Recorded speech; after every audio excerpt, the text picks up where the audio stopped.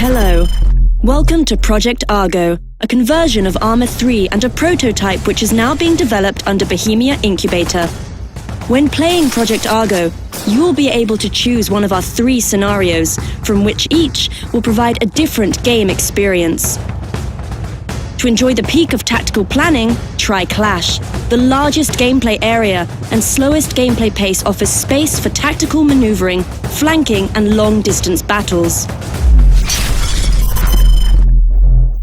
In Clash, clouds and flames fight over a part of Malden on which some of the valuables from USS Argo have landed.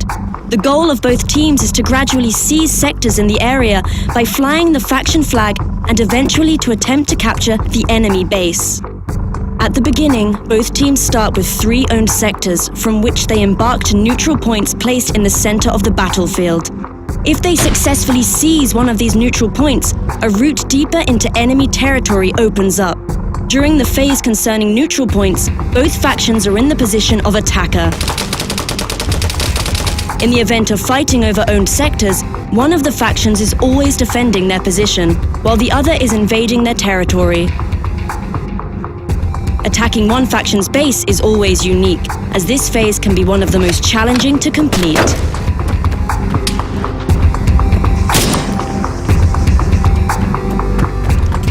The scenario can be won in 2 ways.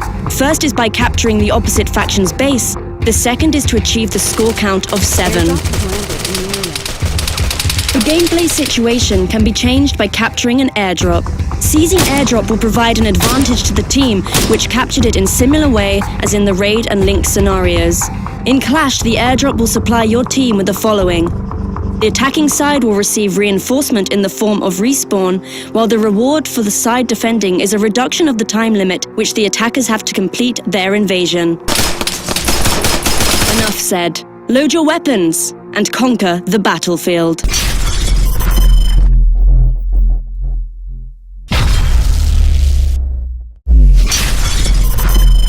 Hello.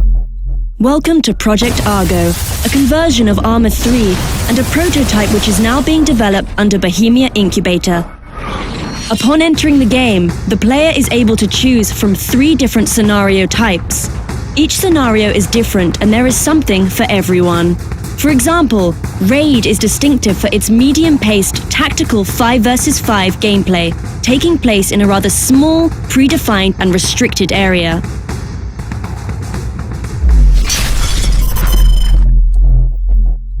In this scenario, the player's goal is to either hack a device which holds valuable data or defend it from the attackers. This intel-containing device is placed on one of 3 predefined places, which are marked by graffiti. If you're a defender, your task is to protect the intel from enemy attack for the duration of 7 minutes. If you're an attacker, 7 minutes is the time you have been provided with to locate, hack, and download the protected intel. Help your team fulfill the win condition 3 times to win the whole match. Every raid compound has a certain number of entry points. Some are more apparent, some are nothing more than holes in the wall which are harder to find, but will provide a stealthier approach. In total, attackers can use up to 7 entry points, which means that defenders at the maximal capacity of 5 are not able to defend every entry point all the time. This provides a slight advantage to the attackers, who should be able to infiltrate the compound unseen. On the other hand, the defenders have the advantage of knowing the exact position of the intel device, but they're unable to leave the compound. Even when attackers locate and successfully hack the objective, there is still hope for the defenders. They have the option to disrupt the download for a limited amount of time. Every round can end in 3 different ways, either by successful download of intel, death of all the members of one team, or expiration of the time limit. The tides of gameplay can also be changed by the airdrop, which offers a different reward depending on which side captured it. For attackers, the reward would be a revelation of the intel device position. For defenders, the airdrop shortens the mission time limit significantly. We have secured the airdrop. After a round ends, points are distributed and the players go to the next round. The asymmetry of the raid scenario provides enough excitement whether you're playing as a defender or attacker. Both sides require a tactical approach, and maybe because of that, raid will become your favorite scenario in Project Argo. Sign up for one of the factions, whether that's Corporate Clouds or the Tribe-like Flames. We'll see you on the battlefield.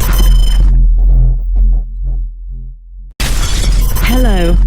Welcome to Project Argo, a conversion of Arma 3 and a prototype which is now being developed under Bohemia Incubator.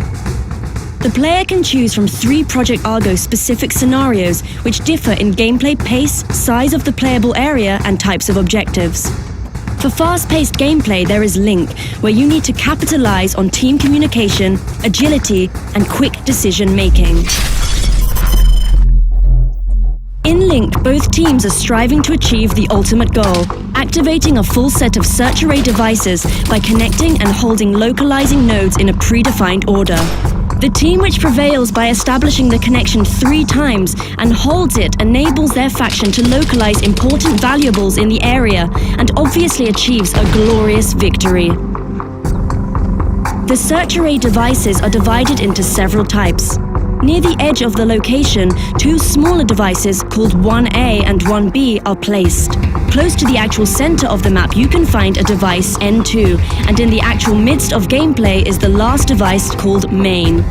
Each site has a full set of these devices at their disposal and needs to establish the connection from the smallest, furthest device up to the main.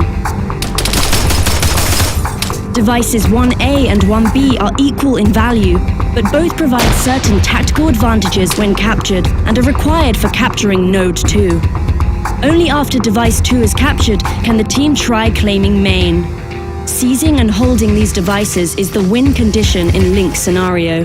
When you seize and while you hold the nodes, these devices generate points, and a goal of both factions is to achieve the winning point count before the other team.